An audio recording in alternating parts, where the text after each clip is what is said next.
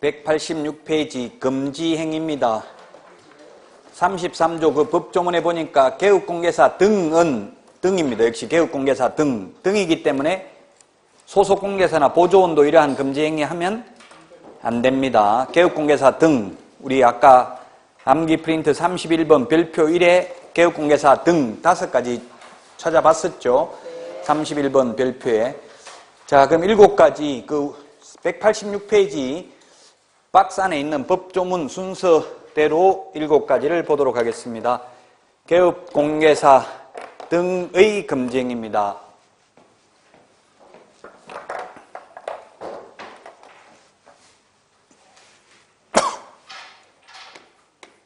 시험에 한 문제에서 3문제 정도 출제됩니다. 개공 등의 금지행위.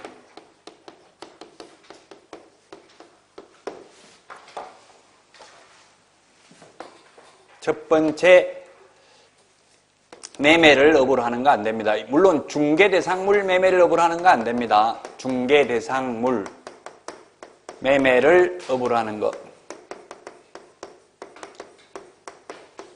중개대상물이 아닌 뭐 건물, 건축자재 매매를 업으로 하는 거 상관없습니다. 중개대상물 매매를 업으로 하는 게 금지됩니다.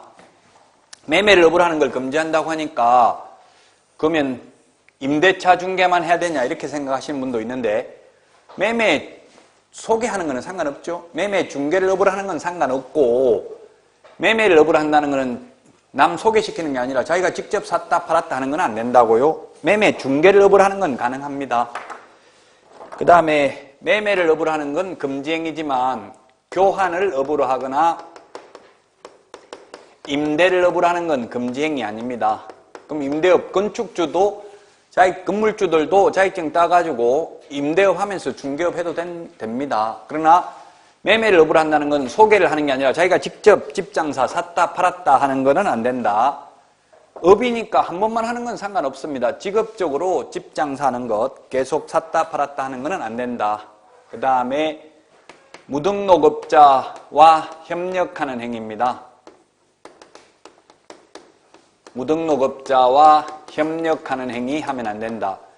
거기 법조문에는 무등록업자를 뭐라고 표현해놨냐면은 법 제9조 규정에 의해서 중개사무소 개설 등록을 하지 아니하고 중개업을 영위하는 자, 그게 무등록업자입니다. 무등록업자임을 알면서 했다고 협력이라고 했어요. 알면서, 모르고 하는 거는 금지행위가 아닙니다. 알면서 그를 통해서 중개를 의뢰 받거나 무등록업자에게 자신의 명의를 이용케 하는 행위입니다. 무등록업자임을 알면서 하는 것 금지행위다. 그 다음에 중개보수 어떠한 명목으로 보수 또는 실비를 초과해서 금품을 받아서는 아니 된다. 초과징수는 안 된다. 어떠한 명목도 안 됩니다. 어떠한 명목도 안 된다. 어떠한 명목도 안 된다.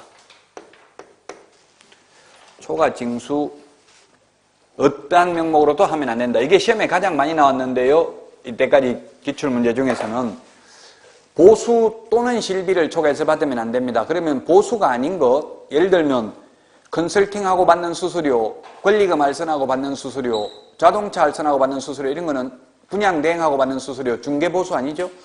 그 중개보수 아니기 때문에 많이 받아도 상관이 없습니다. 중개보수를 초과해서 받으면 안 됩니다. 컨설팅 수수료 등은 받아도 된다. 그 다음에 실비도 받아도 됩니다. 숙박비, 차비 들어가는 거 있으면 이건 계약 성립과 상관없이 받아도 됩니다. 초과해서 받으면 안 되고 실비, 실제 들어간 돈이고요. 어떠한 명목도 안 된다. 그래서 시험에 기출문제를 보면 국선 작가의 미술품을 금 한 양을 자동차를 한 대 중개보수 외에 감사의 표시로 간곡하게 받으라고 요청하여 마지못해 수령했다. 안 됩니다.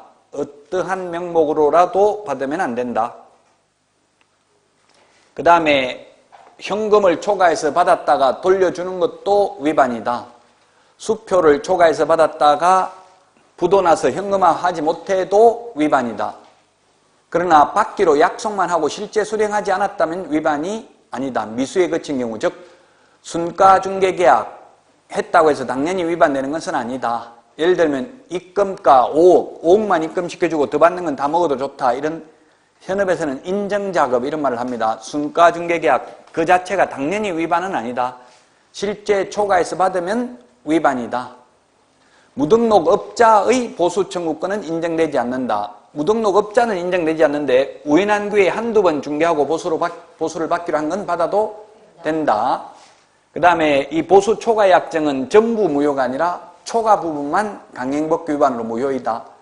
그래서 법정 보수가 100만 원인데 1000만 원 받기로 했으면 초과 부분 900만 원은 강행법규 위반으로 무효이므로 지급할 필요가 없고 지급하였다 하더라도 부당이득으로 반환받을 수 있다. 그 다음에 거짓된 은행, 거짓말, 행동, 그 밖에 의뢰인의 판단을 그르치게 하는 행위, 어떤 것이 여기에 해당되는지는 사회통념상 판단해야 된다. 의뢰인이 진실을 알았더라면 계약하지 않았을 것으로 생각되는 행위는 하면 안 된다. 매도 의뢰인이 의뢰한 가격보다 무척 높은 가격으로 매수 의뢰인에게 제시하고 그 차액을 편취하는 행위도 거짓된 은행에 해당된다. 이 네 가지를 위반하면 1년 이하의 징역이나 1000만 원 이하의 벌금에 처한다. 자, 그 다음에 분양 관련 증서, 분양 관련 증서 매매를 업으로 하거나 중개하는 행위. 어떤 것이 여기에 분양 관련 증서인지는 주택법에 규정되어 있습니다. 그 주택법에 보면 주택상한사채, 그 다음에 청약통장, 청약예금, 청약부금, 청약저축, 딱지, 물딱지, 조개딱지 이런 것 분양 관련 증서에 해당됩니다. 그래서 동호수가 특정된 아파트 분양권은 여기에 해당되지 않는다고 보고 있습니다. 그 다음에 직접거래, 의뢰인과 직접거래, 의뢰인과 직접거래입니다. 의뢰인과 개업공개사 등의 직접거래, 직접거래 안 되고 쌍방대리 안 됩니다. 쌍방, 거래 당사자 쌍방대리 안 된다. 일방대리는 가능합니다. 그 다음에 탈세 목적으로 미등기 전매 등 투기조장인데 탈세 목적, 미등기 전매 등 미등기 전매 등 투기조장 이 세 개를 위반하면 3년 이하의 징역이나 3천만 원 이하의 벌금이고 이러한 금지 행위를 했을 때 개업공인중개사는 임의적 취소할 수 있고 임취, 절취 이게 뭐냐면 임취는 취소할 수 있다. 상대적 취소, 임의적 취소 같은 말이고요. 절취는 반드시 취소해야 된다. 기속 취소, 필요적 취소 똑같은 말입니다. 취소할 수 있으니까 안 할 수도 있고 안 하면 업무정지할 수 있습니다. 만약에 등록을 취소했다면 업무정지는 또 못하겠죠. 그 다음에 소속 공인중개사는 자격정지 사유에 해당이 됩니다. 자, 그러면 다시 이 직접거래, 의뢰인하고 직접거래를 금지하는 취지는 예를 들면 매도인한테 개업공개사 등이 싸게 사가지고 다시 비싸게 매수인한테 되팔아서 그 차액을 편취하는 행위를 방지하기 위해서 금지하고 있습니다. 개공 등과 금지행위입니다. 그래서 실장 명의로 샀다, 싼 물건이 나왔다, 실장 명의로 사서 되파는 것은 가능하다. 배우자 명의는 가능하다. 애인 명의는 가능하다. 답은? 실장만 안 되죠. 실장은 왜? 개공 등, 개업공개사 등에 해당되기 때문에 실장 명의는 안 되지만 배우자, 애인은 개업공개사 등이 아니기 때문에 해도 됩니다. 물론 배우자 돈으로 사야 되지 시험에 또 모든 자금 등은 개업공개사가 실질적으로 집행을 하면서 오로지 직접거래를 회피할 목적으로 명의만 배우자 명의로 했다. 이렇게 하면 그건 안 되겠죠. 명의만 배우자 명의로 하고 실질적인 것은 개업공개사가 했다면 진짜 배우자 돈으로 사는 건 상관없습니다. 그건 개업공개사 등이 아니기 때문에 쌍방대리면 양쪽을 다 대리해서 혼자서 계약서 쓰면 매수인, 매도인 둘 중에 한 명이 불척의 피해를 입으니까 쌍방대리는 안 되지만 일방대리는 가능합니다. 일방대리는 가능하고, 그래서 어제도 뉴스에 보니까 이거 일방대리 부산 연산동에서 뉴스에 나왔더라고요. 그 임대인이 보통 이제 건물주가 경기도에도 그런 게 많아요. 건물주가 서울에 살고 있으면 월세 하나 나갈 때마다 일일이 와서 계약서 안 쓰죠. 그럼 위임장하고 인감증명을 준다고요, 개업공개사한테. 그럼 개업공개사가 그걸 갖다가 세입자들한테는 전세라고 받아가지고 주인한테는 월세라고 주고 이렇게 돌려막기 하다가 8억인가 떼먹고 갔다고 나오더라고, 뉴스에. 그러면 주인한테 주인은 보증금 받은 적도 없어요. 그 인감증명하고 위임장은 떼줬다고요? 그럼 주인한테 돈 내달라고 소송했는데 주인은 내줄 의무가 있어요, 없어요? 개업공개사 떼먹고 가버렸다고요. 있을 수도 있고 없을 수도 있죠. 왜냐면 위임의 범위가 어디까지인지 그냥 포괄 위임을 했다면 책임져야 되겠죠. 근데 위임장에다가 월세에 관한 권한만 위임하였음, 또 인감증명서에도 월세에 관한 권한만 위임함, 이렇게 특정되어 있다면 무권대리니까, 협의의 무권대리니까 책임이 없고, 만약에 포괄 위임을 했다면 최소한 표현대리는 성립하니까 표현대리는 본인이 책임 있죠. 그래서 논란의 여지가 있다고. 만약에 여러분이 건물주이면 위임의 범위를 정확하게 특정할 필요가 있다고. 월세에 관한 권한만 위임함, 또 월세라든지 전월세 계약을 했을 때 그 돈은 반드시 아래 주인 계좌로 입금시킨 것만 효력이 있음, 이런 식으로 해놓을 필요가 있어요. 아니면 개업공개사 돈 받아버리면 떼먹으면 골치 아프니까 여러분들 건물주일 때는 저는 중개업을 해도 절대로 제 통장으로 돈 안 받았어요. 돈 받으면 갑자기 없으면 써버릴 수도 있잖아요. 어디 빠져나가 버릴 수도 있잖아요. 뭐 이체되는 게 많으니까. 그래서 처음에는 사고 내려고 한 게 아닌데 하다 보면 자꾸 그게 돌려막기 하다 보면 이제 급잡을 수 없이 되고 나중에는 이제 전부 다 사기죄로 구속됐더라고요. 공인중개사법 위반으로 구속된 사례는 없어요. 징역 3년 이하라고 돼 있지만 실제로 징역은 안 가요. 거의 다 벌금형이에요.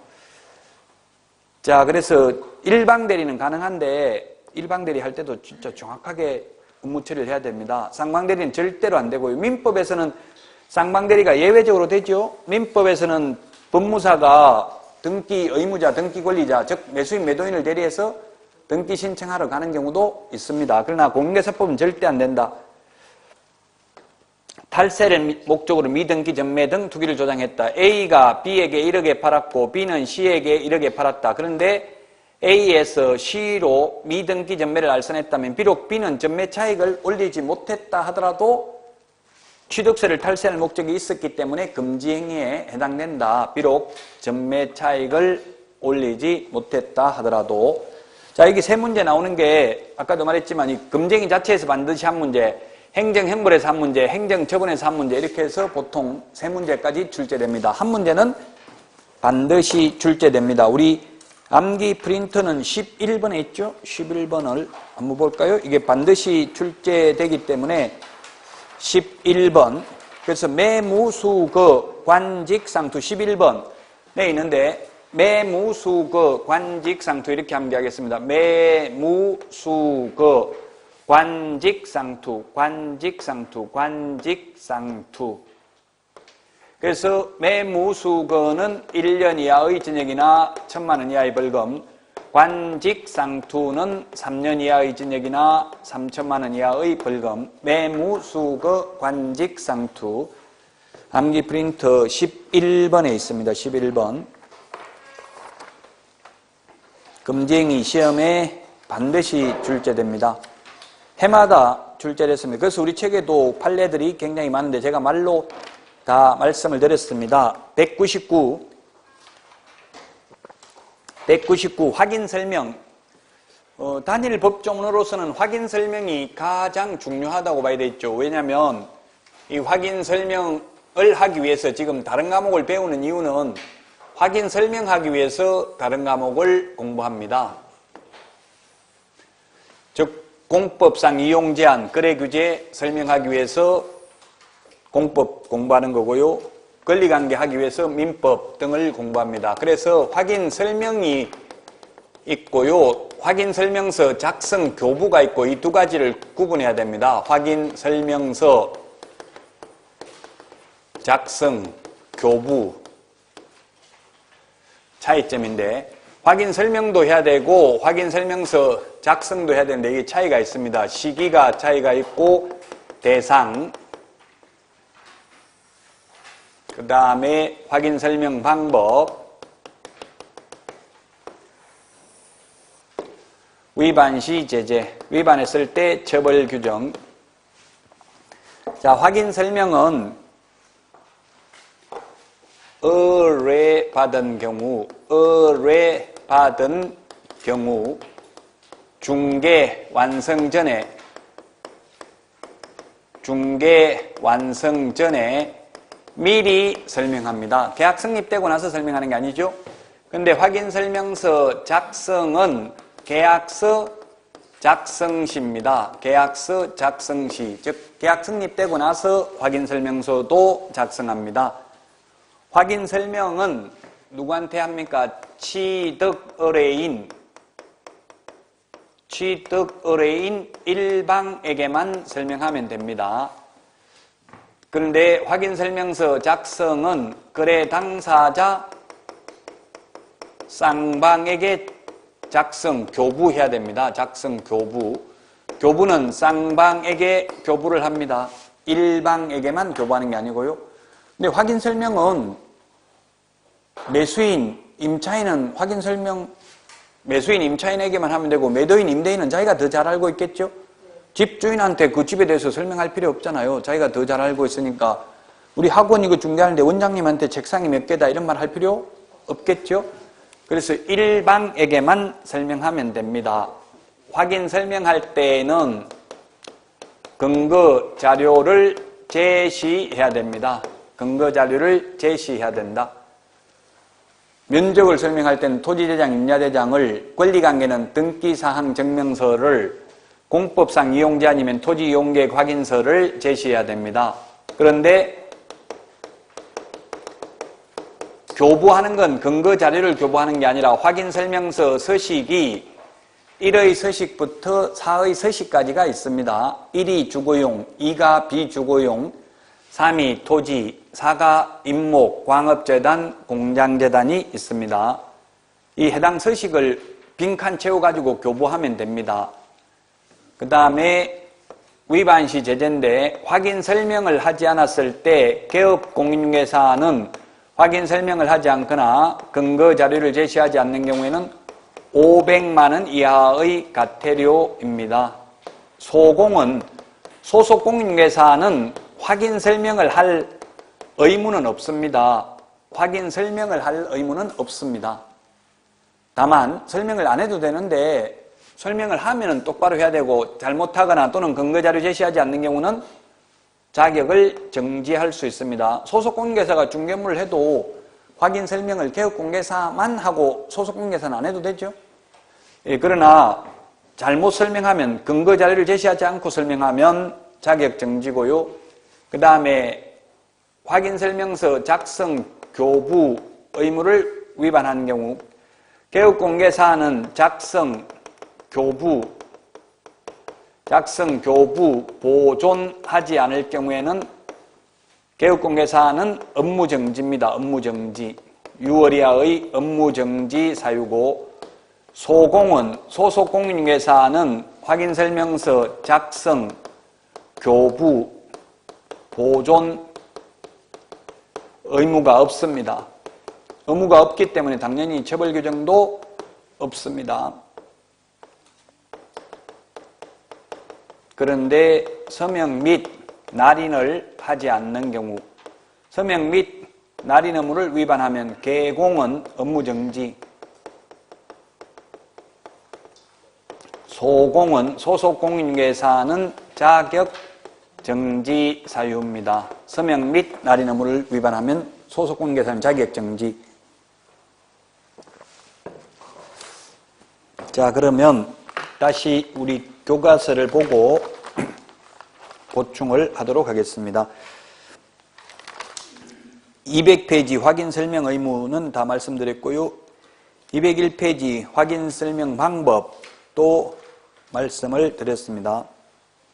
근데 동그라미 2번 201페이지 중간에 동그라미 2번에 보면 확인 설명에 필요한 경우에는 중개대상물의 매도 의뢰인, 임대 의뢰인 등에게 당해 중개상물의 상태에 관한 자료 요구를 할 수 있다. 예, 상태에 관한 자료 요구는 매도인, 임대인에게 요구할 수 있습니다. 매수인, 임차인에게 요구할 수 있는 게 아니고요.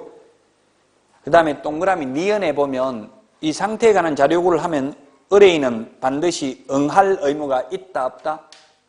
응할 의무는 없습니다. 불응한 경우에는 그 취지를 매수, 임차, 의뢰인에게 설명하고 설명서 서식에 기재도 해야 된다.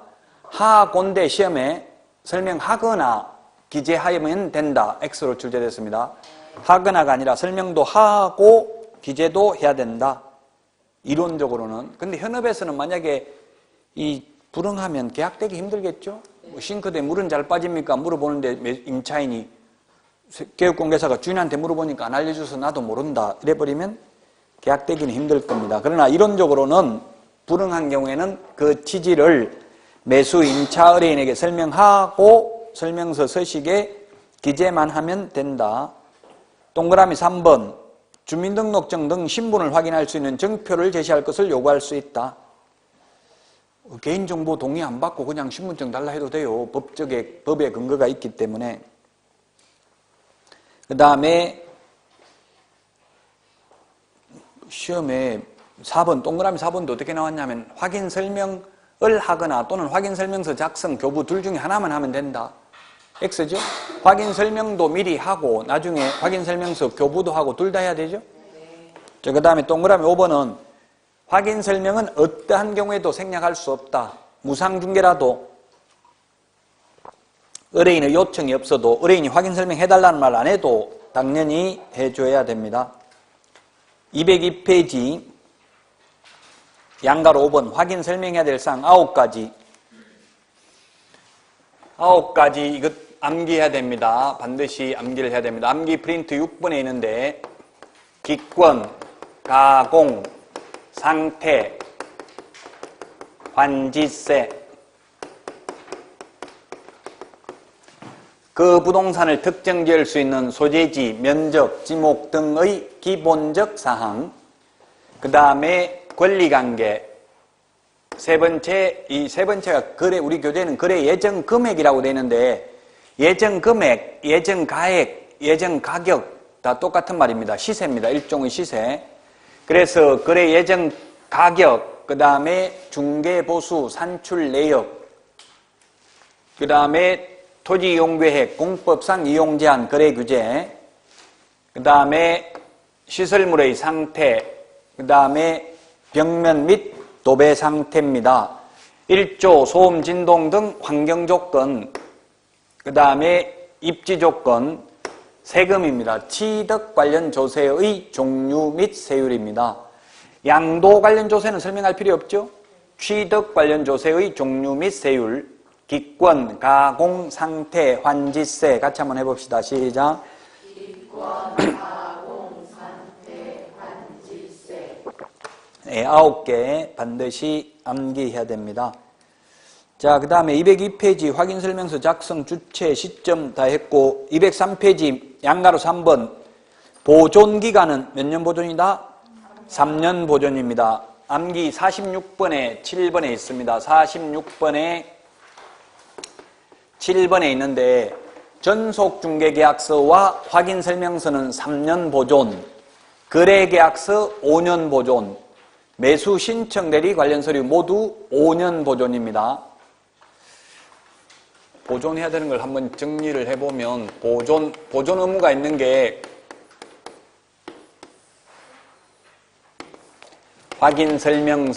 확인설명서와 전속중개계약서는 3년 보존입니다. 전속중개계약서는 3년 보존이다. 이 두 개는 3년 보존이고요. 그 다음에 거래계약서 5년 보존. 여기까지 이것만 공인중개사법이고요. 지금 4번부터는 매수신청대리 예섭입니다. 예섭. 미리 한번 보면 매수신청대리 매수 신청 대리 사건 카드 5년 보존이고요. 매수 신청 대리 대상물 확인 설명서 5년 보존입니다. 매수 신청 대리 행정 처분 대장 5년 보존입니다. 5년 보존이다. 그래서 특히 중개대상물 확인설명서는 3년 보존인데 매수 신청 대리 대상물 확인설명서는 5년 보존이라는 것 주의해야 되겠고요. 매수 신청 대리 보수 영수증은 매수 신청 대리 보수 영수증은 법정 서식이 있기 때문에 교부는 해야 되지만 보존 의무는 없습니다. 매수 신청 대리 보수 영수증은. 근데 중개 보수 영수증은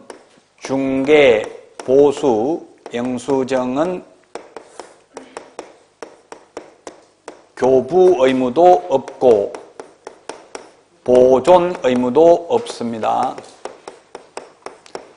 그 다음에 일반 중개계약서도 보존 의무가 없습니다. 일반 중개계약서도 보존 의무가 없다.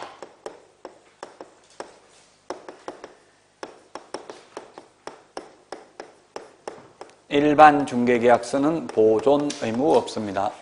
이 중개계약서하고 거래계약서는 다릅니다. 중개계약서는 우리 집 팔아주세요. 예, 팔아드리겠습니다. 이렇게 하는 게 중개계약서. 거래계약서는 매도인, 매수인 사이에 맺는 매매계약서 이런 것들이 거래계약서입니다. 자, 그래서 203페이지 3년 보존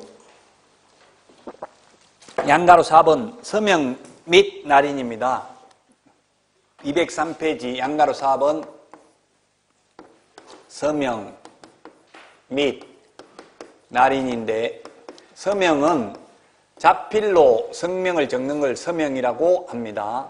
밋이니까 둘 다 해야 됩니다. 서명 및 날인하는 것은 확인 설명서와 계약서밖에 없습니다. 확인 설명서와 거래 계약서만 서명 및 날인하고 그 외의 모든 서류는 서명 또는 날인합니다. 밋이라는 건 이것밖에 없습니다. 날인은 도장 찍는 겁니다.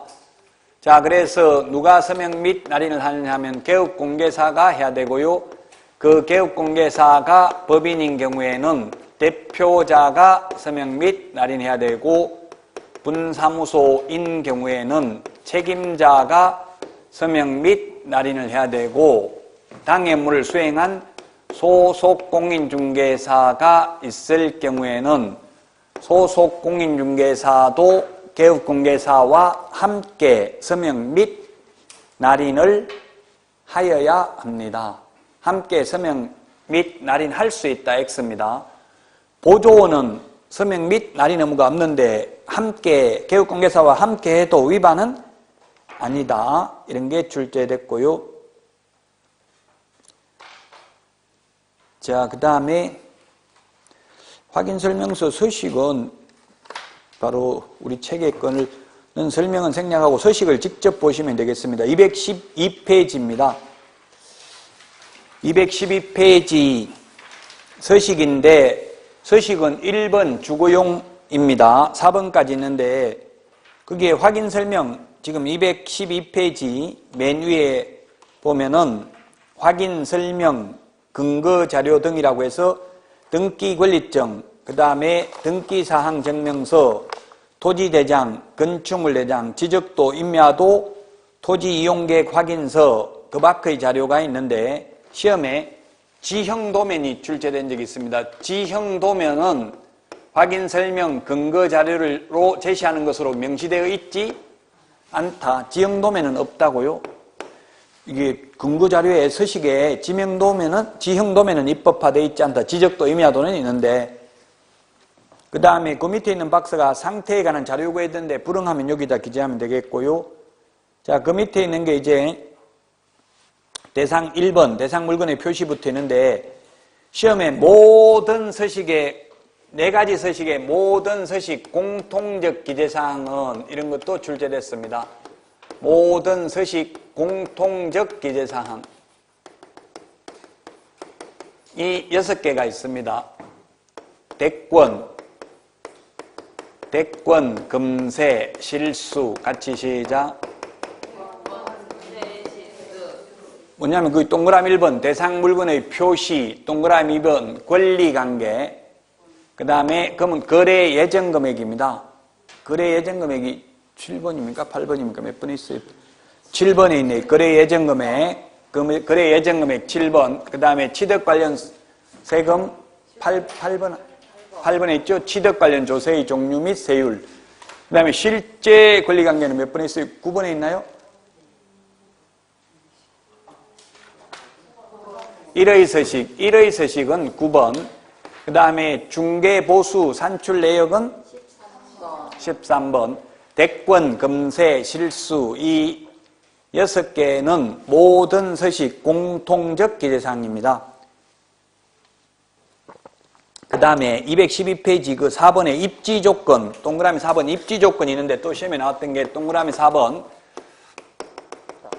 입지 조건이 있는데 입지 조건도 1의 서식, 2의 서식, 3의 서식, 4의 서식이 있는데 입지 조건은 1의 서식은 도대주 교판, 2의 서식은 도대주, 3의 서식은 도대, 4의 서식은 입지 조건을 기재하지 않습니다. 도대주 교판이 뭐냐면 도는 도로, 대중교통, 주차장, 교육시설, 판매 및 의료시설 1의 서식에는 이 5가지를 기재하고요. 2의 서식은 도로, 대중교통, 주차장만 기재하고 교육시설, 판매, 의료시설은 기재하지 않습니다. 3의 서식은 도로와 대중교통만 기재하고 주차장, 교육시설, 판매, 의료시설은 3의 서식에 기재하지 않습니다. 4의 서식은 아예 입지조건 자체를 기재하지 않습니다. 이것도 시험에 출제됐습니다. 1의 서식의 입지조건에 해당되는 요소와 그 다음에 환경조건에 해당되는 요소가 몇 개인가 이렇게 출제됐고요. 그 다음에 213페이지 메뉴에 동그라미 6번 비선호시설, 요건 1의 서식과 3의 서식에만 체크됩니다. 2의 서식에는 기재하지 않습니다. 4의 서식에도 하지 않고요. 자, 그 다음에 우리 서식에 보면 212페이지 1번이 기본 확인사항이고요. 213페이지 2번이 큰 2번이 8번 밑에 보면 큰 2번이 뭐라고 되어 있어요? 세부 확인사항이라고 되어 있죠? 그 세부 확인사항은 의뢰인한테 물어봐야 알 수 있는 건 세부 확인사항이고요. 개업공개사 혼자서 할 수 있는 게 기본 확인사항입니다. 그 시험에 기본 확인사항이 아닌 것은, 세부 확인사항이 아닌 것은 이렇게도 출제됐습니다. 그리고 그게 8번에 취득시 부담할 조세의 종류 및 세율에는 취득세, 농어촌 특별세, 지방교육세 이 3가지만 기재하도록 되어 있고요. 인지세라든지 상속세라든지 증여세 이런 것도 취득 관련 조세지만 기재하지 않고요. 그 다음에 그 바로 밑에 참고 표시 재산세는 6월 1일 기준 대상 물건 소유자가 납부 의무를 부담한다. 이게 모든 서식에 기재되는 겁니다. 이게 작년 6월에 신설됐습니다. 그래서 6월 1일 잔금 치르면 매수인이 내야 됩니다. 1년분 재산세 다 내야 되죠? 자동차는 보유 기간에 안 분해서 세금 내는데 재산세는 그냥 6월 1일 하루만 가지고 있으면 1년분 세금을 다 내야 됩니다. 종부세도 마찬가지죠. 그래서 6월 1일 날 대상 물건 소유자가 납세의무를 부담한다. 이게 모든 서식에 신설됐고요. 그 다음에 그 앞에서 말하는데 212페이지 1번에 보면 대상 물건 표시에 내진 설계 적용 여부와 내진 능력이 있는데 요거는 1의 서식, 2의 서식에만 기재되겠죠? 3은 토지니까 토지에는 건물이 없으니까 뭐 내진 설계 이런 거 할 필요가 없잖아요. 212페이지 1번 대상 물건의 표시 건축물에 보면 그 박스에 내진 설계 적용 여부, 내진 능력이라고 있잖아요. 이건 1, 2의 서식에 기재하도록 작년 6월에 포항, 경주 지진 나가지고 생긴 거라고요. 옛날에는 없다가. 그 다음에 213페이지 거기에 세부 확인 사항 중에서 내외부 시설물의 상태에 보면 소방에 보면 단독 경보형 감지기라고 있죠. 이 단독 경보형 감지기는 그 오른쪽에 참고 표시 보니까 글자가 작게 돼 있어서 잘 보이지도 않는데 화재 예방, 소방시설 설치 및 안전관리에 관한 법률. 결국은 맨 마지막에 뭐라고 돼 있어요? 지금 아파트는 제외한다 이렇게 돼 있죠? 결론은 아파트의 경우에는 단독 경보형 감지기를 체크 안 해도 된다고요. 아파트 빼고 연립주택 이런 공동주택이라 하더라도 단독 경보형 감지기를 체크해야 됩니다. 근데 이의 서식은 주거용이 아닌 이의 서식에는 비상벨 소화전을 체크합니다. 단독 경보형 감지기가 아니고요. 주거용만 단독 경보형 감지기를 체크하도록 되어 있습니다. 그 다음에 12번의 환경조건에 보면 1조 소음 진동 요거는 1의 서식에만 기재합니다. 1조 소음 진동 이거는 1의 서식만 해당되고 2, 3, 4는 해당 사항이 없습니다. 그리고 213페이지 맨 밑에 의뢰인은 서명 및 날인합니까? 서명 또는 날인합니까? 또는 시험에 출제됐어요.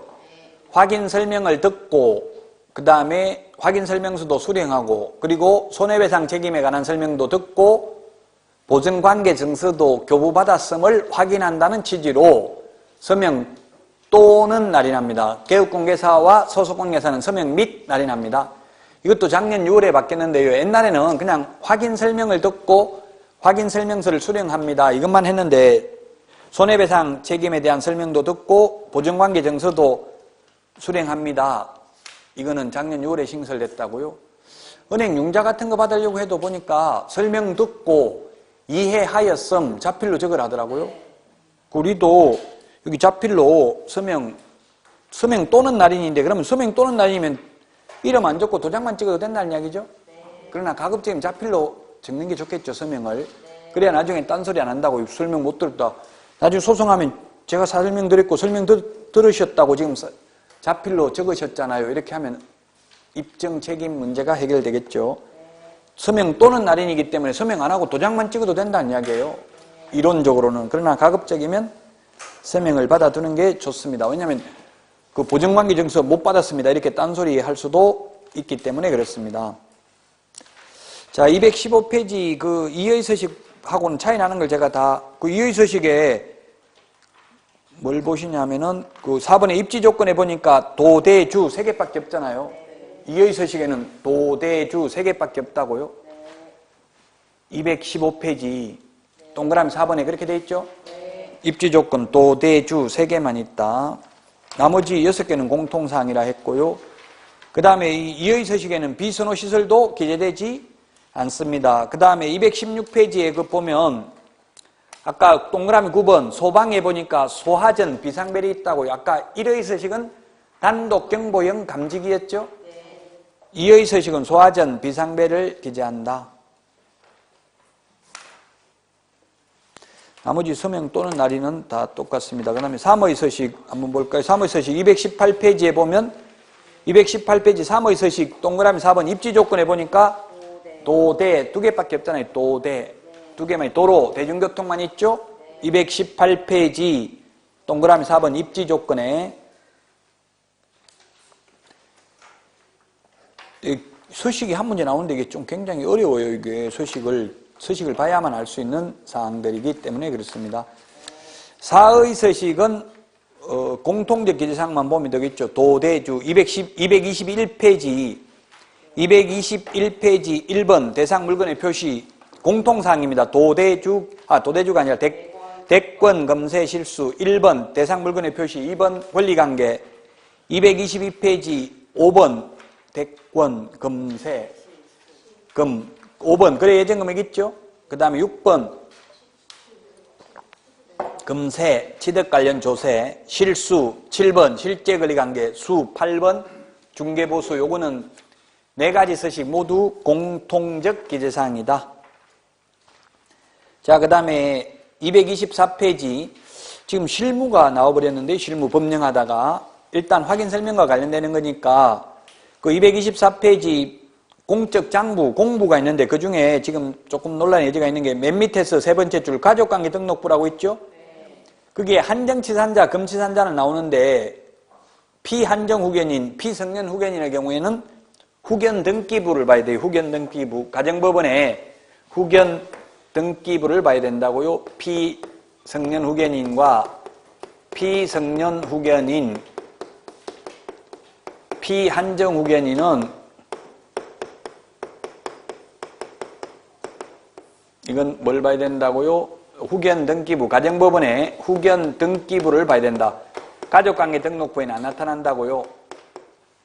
그래서 이게 해당되는 걸, 안 되는 걸 입증하려면 뭐라고 해야 되냐면 피한정 후견인, 피성년 후견인, 부존재 증명서 가정법원에 가서 발급해 오세요. 이렇게 하면 돼요. 아니면 직원을 고용할 때는 확인 안 해도 고용 신고를 해버리면 등록관청에서 결격 사유 여부를 확인하기 때문에 나타나겠죠. 만약에 금치산, 한정치산 선고가 받아 있으면 고용 신고를 수리를 안 합니다. 자, 그 다음에 225페이지 중개대상물 조사 확인하는 방법. 방가로 1번 소재지, 면적이 있는데 이게 뭐냐면 지금 확인 설명해야 되는 거 기권, 가공, 상태, 환지세 이 중에서 기본적 사항입니다. 지금 첫 번째 소재지라는 게. 그래서 소재지는 소재 플러스 지번입니다. 그래서 8회 시험에 이 부동산은 서울특별시 중구 명동의 식으로 지번 설정 단위지역까지 구체적으로 조사 확인하였다. X로 출제해서 있어요. 명동까지만 설명했다고 따옴표되어 있잖아요. 명동 몇 번지입니다. 까지 해야 돼요. 그 다음에 공동주택인 경우는 동호수까지 적어야 되죠. 건축법에 보면 단독주택에는 단다다공, 공동주택에는 아연다기, 단다다공 아연다기. 시작. 단다다공 아연다기. 다중, 다가구, 아파트, 연립, 다세대. 그래서 시험에는 기숙사인데 이 기숙사는 또 건축법에서는 공동주택이고 주택법에서는 준주택이죠. 네. 주택법하고 건축법하고 법마다 쓰는 용어가 다릅니다. 그래서 시험에는 이게 다자 돌림이 나온다고. 다세대는 공동주택이라서 동호수를 적어야 되고 다중이나 다가구는 단독주택이니까 동호수 안 적어도 되죠. 네. 다중주택이 뭐 하숙집이나 이런 거, 다중주택의 가장 큰 특징은 독립된 주방시설, 세면시설 이런 걸 갖출 수가 없어요. 방마다 밥 못 해먹는다고. 다중시설은 하숙집 같은 거 1층에서 밥 먹는 데는 지금 다중주택 보니까 밥하고 전기밥솥에 밥하고 김치는 해놨더라고요.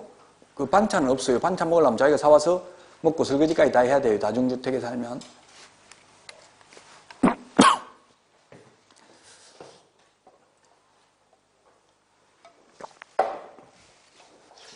어쨌든 결론은 다가구는 지금 원룸, 이게 19, 19세대 이하가 거주하도록 되어 있을 것, 주택으로 사용된 층수가 3개층 이하일 것, 이런 게 있죠, 건축법에. 어쨌든 다중, 다가구는 단독주택이다. 다자 돌림이 있어도. 그래서 이거는 동호수 안 좋고 그냥 번지수까지만 설명해도 된다고요. 그러나 아파트, 연립, 다세대는 반드시 동호수까지 설명해야 된다. 기숙사는 시험에 안 나오겠죠. 중개실무에는 단다, 다공, 아연, 다기. 시작. 단다다공 아연다기. 자, 그 다음에 면적입니다. 면적은 미터법을 쓰면 됩니다. 면적은 미터법을 쓰면 된다. 촉관법이 아니고 미터법이다. 그래서 평이라고 쓰면은 100만 원 이하의 가태료입니다. 계량에 관한 법률 위반으로. 그래서 요즘 모델하우스에 가보면 9제곱미터 해놓고 가로 안에 9, 25평 땡땡, 평이라 안 해놓고 그냥 9, 25 땡땡형 이런 식으로 해놨더라고요.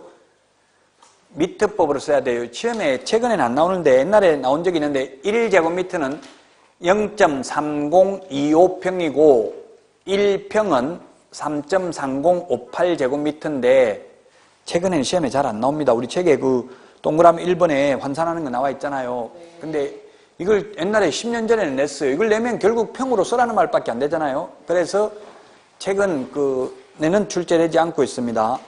다만 1제곱미터는 0.3025평이고 1평은 3.3058제곱미터다.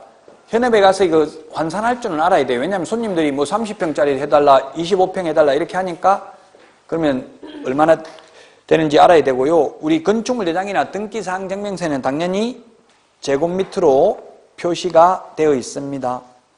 226페이지 경계, 방가로 3번 경계, 방가로 4번 지형, 지세, 지목이 있는데 방가로 3번